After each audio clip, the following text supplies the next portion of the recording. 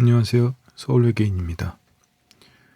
오늘은 최근에 출간된 칼 뉴포트의 슬로우 워크라는 책을 정리를 했습니다. 네. 책 내용 소개하기에 앞서서 간단히 서울외계인 요새 구성이 어떻게 되고 있는지 한번 돌아보면요. 지식정원에 제가 읽은 책이나 공부한 것들을 일단 디지털 문서로 정리를 해서 올립니다. 그렇게 올리면 그 내용을 기반으로 해서 제가 뉴스레터를 쓰죠. 지금 발행 횟수는 최대 일주일에 3번 이상은 꼭 보내려고 하고 있는데 그게 못 지켜질 때도 있기는 합니다. 그렇게 뉴스레터를 보내고 이제 최근에 추가하기 시작한 것들이 영상을 같이 찍어서 제가 올린 뉴스레터 내용을 설명하는, 그리고 영상뿐만이 아니라 이렇게 책 소개나 좀 간단한 내용들은 이렇게 음성으로, 오디오로, 팟캐스트로 만들어서 올리려고 합니다.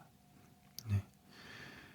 그리고 제가 그 동영상으로 올리는 것들은 그 팟캐스트 피드를 등록을 하면 거기에도 이제 올라오거든요. 영상은 안 보이지만 오디오는 들을 수 있기 때문에 그런 식으로 들으셔도 될 것 같습니다. 그렇고요. 책 내용으로 들어가면 이 슬로우 워크의 저자인 칼 뉴포트는 이 자기계발서 분야에서 그래도 꽤 인지도가 있는 미국 저자입니다. 그 대표적인 책으로는 딥워크나 디지털 미니멀리즘, 다른 책에서도 기사나 책에서도 많이 인용을 하죠. 주로 디지털 시대에 너무 혼란스럽고 집중하기가 힘든 주의력 산만이라는 그런 문제에 대처하기 위해서 어떻게 절제를 하고 집중을 해서 자기가 원하는 성과를 낼 수 있는지, 주로 그런 주제를 많이 다룬 저자입니다. 또 본인의 이력도 되게 화려합니다. 컴퓨터공학과 지금 교수인데요. 다트머스 대학 최우수 장학생 졸업, MIT에서 박사 받고, 논문 발표해서 최우수 논문상도 여러 차례 수상하고, 본인이 그런 성과를 이뤄냈기 때문에 자기의 책에서 그와 관련된 얘기를 해도 소위 말빨이 서는 거겠죠. 이 저자를 저 좋아했습니다. 자기계발서 책을 많이 읽을 때는 이 사람 책이 나오면 사서 대충이라도 훑어보려고 노력을 했고, 집에도 꽤 책이 있었죠. 지금은 버린 것 같은데. 근데 제가 자기계발류 서적에서 관심이 멀어지면서 그 사람 글을 읽을 일이 없었어요. 가끔 그 RSS 리더에 그 사람 블로그를 등록을 해놨는데 가끔 뜨는 글을 봐도 큰 감흥이 없어서 앞에 조금 있다 말고 그랬는데, 최근에 신간이 나왔다고 해서 한번 오랜만에 읽어볼까, 어떤 새로운 얘기를 하려나 하고 읽었는데, 우선 결론을 말씀드리자면 부정적입니다. 네. 왜 부정적이었느냐? 이 책에서 다루는 내용은 사실 다른 자기 개발서들이 많이 다루고 있는 내용입니다. 클리셰죠. 지식 노동자들은 포디즘의 그 생산 그 개념으로는 지식 노동자들의 노동을 측정할 수 없고 제대로 평가할 수 없기 때문에 그것을 극복하는 새로운 개념이 있어야 한다. 그런 주장들인데, 칼 뉴포트는 이 책에서 이제 슬로우 생산성이란 개념을 제안을 합니다. 그게 뭐냐? 그 3가지 원칙을 내세워요. 그래서 이 원칙에 근거해서 지속 가능하고 유의미한 방식으로 지식 노동 업무를 꾸려나가야 한다라고 얘기를 합니다. 그 세 가지 원칙은 첫 번째가 업무량을 줄인다. 두 번째가 자연스러운 속도로 일한다. 세 번째가 퀄리티에 집착한다.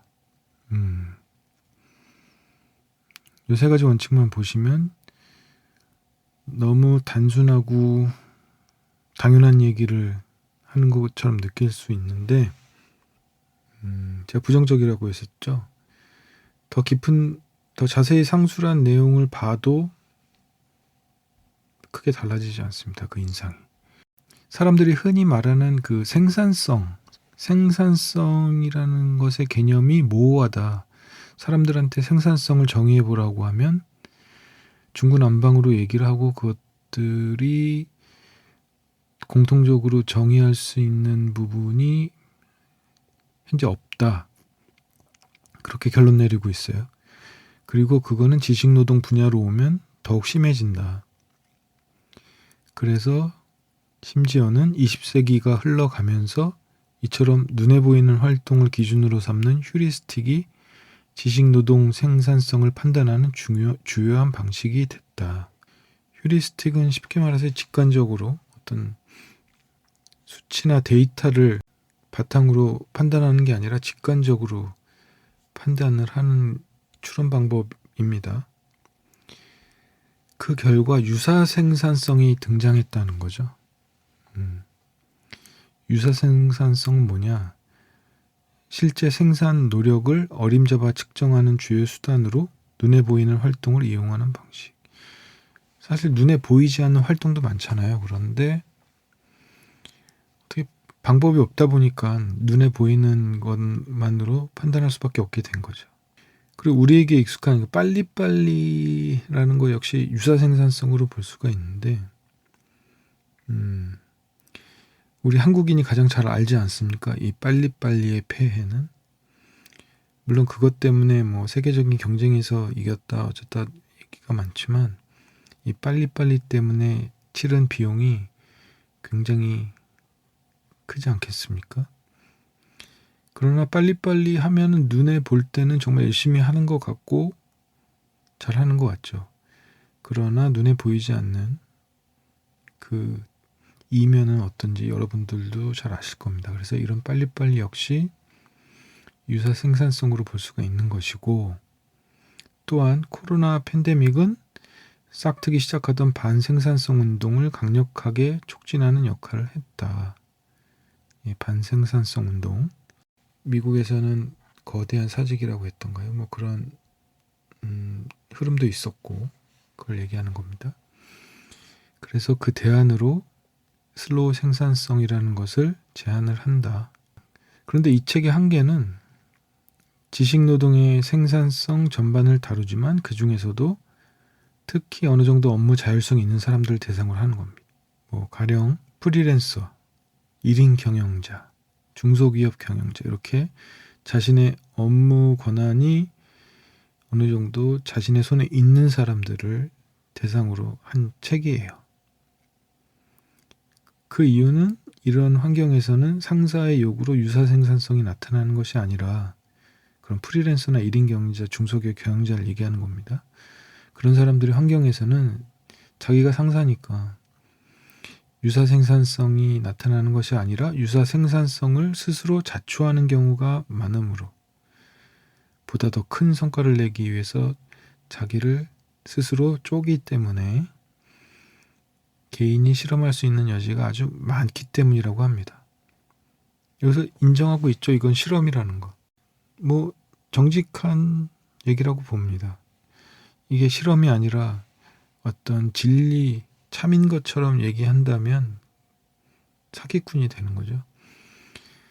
그래서 이 책의 한계는 제한된 사람들만 대상으로 할 뿐만 아니라 아직 완성되지 않은 개념을 실험하는 그런 한계가 있습니다. 솔직하게 얘기하고 있습니다. 철저한 감독을 받는 사무실 환경에서 일하는 사람들은 내가 제안하는 전략을 온전하게 실천하기 어려울 수 있다. 네, 맞죠. 이 얘기 안 했으면 끝까지 안 읽었을지도 모릅니다. 근데 이 책을 다 읽고 나니까 떠오르는 책이 있었어요. 자기계발서의 고전인 나는 4시간만 일한다. 이 개정판이 나오면서 책 이름이 바뀌었는데 팀 페리스라는 사람이 쓴 거죠. 이 사람이 타이탄의 도구나 그런 책도 쓴 이 사람도 역시 자기계발 쪽에서 되게 대중적인 깊이를 바라기보다는 어떤 문제가 해결되는 것 같은 그런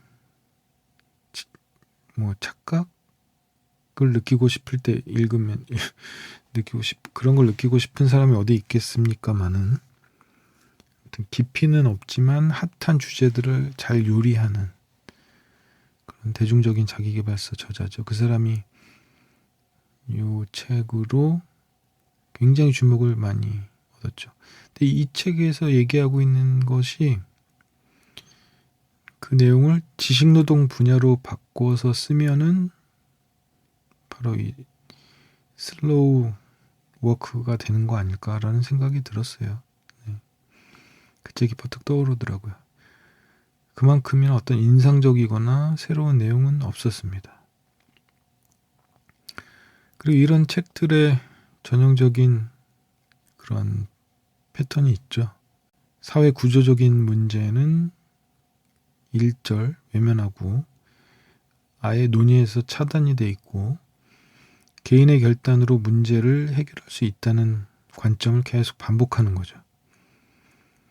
네가 결단만 내리면 이 문제 해결할 수 있고 더 나은 삶 살 수 있고 돈은 많이 못 벌 수 있더라도 더 행복한 인생을 살 수 있고 그런 것들을 이제 온전히 개인의 결단에 맡기는 그런 얘기를 많이 하죠. 등장하는 사례들도 사실 대단한 사람들이 많이 나옵니다. 그런 사례들을 보고 있자면 이제 좀 짜증이 나요. 아니, 우리나라 사람 사례도 아닌 거 이제 꾸역꾸역 읽고 있는데 또 이렇게 대단한 사람들, 사회적으로 성공한 사람들의 사례들을 마치 자기가 주장한 것을 뒷받침해주는 확실한 근거인 양 이렇게 얘기하는 것들이 이제 보고 있으면 좀 짜증이 나더라고요. 아니 빌 게이츠까지 나오는 건 좀 너무한 거 아니냐고요. 스티브 잡스도 나오고. 그건 좀 심하다 싶었습니다. 그래서 이 책을 다 읽고 이렇게 머릿속에 남는 걸 쭉 이제 돌이켜 보는데 그래도 이 책 읽고 나서 하나 건졌다 싶은 건 뭘까라고 떠올려 보니까 로저 에버트의 위대한 영화라는 책이 있다는 거를 알게 된 것이더라고요. 로저 에버트는 이름은 들어서 잘 알고 있죠. 영화 평론가에서 아주 전설적인 인물인데 그 사람의 저서인 위대한 영화라는 책이 한국어판이 나와 있더라고요. 저는 한 권일 줄 알았더니 무려 4권이나 되는 책입니다. 그래서 이 책을 한번 봐야겠다는 저도 영화를 꽤 좋아했고 한때 시나리오도 써볼까 하고 했었는데 아무튼 쓸데없는 얘기를 했군요. 영화에 대한 애정이 좀 식었었는데 요새 들어서 최근 영화보다도 좀 영화에서도 고전이라고 할 수 있는 만한 것들을 좀 다시 보고 싶다. 또 그런 고전들을 보면은 요새는 더 좋더라고요. 그래서 평론을 읽고 보는 영화는 어떨까라는 생각이 들어서 이 책을 한번 읽어보려고 합니다. 그리고 결론은 이제 칼 뉴포트의 책은 더 읽지 말아야겠다. 돈 아깝다. 그래서 이 책이 미국에서는 굉장한 베스트셀러더라고요. 유력한 매체에서도 소개를 많이 했고 아마존에도 지금 지금까지의 베스트셀러 목록에 올라가 있어서 사용자 리뷰를 쭉 봤거든요. 리뷰 평점은 그렇게 낮진 않아요. 꽤 높은데 그 리뷰 순서가 보통 평점 좋은 거부터 이제 위로 올리고 낮은 건 잘 안 보이잖아요. 근데 왼쪽에 별 하나 준 사람들은 무슨 얘기를 했을까 하고 눌러봤더니 저와 비슷한 심정인 사람들이 꽤 있더라고요. 자기는 정말 휴지 팬이었는데, 대단한 팬이었는데 이 책을 읽고 나서 완전 실망했다라는 내용의 리뷰들이 있었습니다. 그래서 그 독자 리뷰가 제 감정을 대변해 주는다고 생각이 들었습니다. 네. 오늘 책 소개는 여기까지 하겠습니다. 고맙습니다.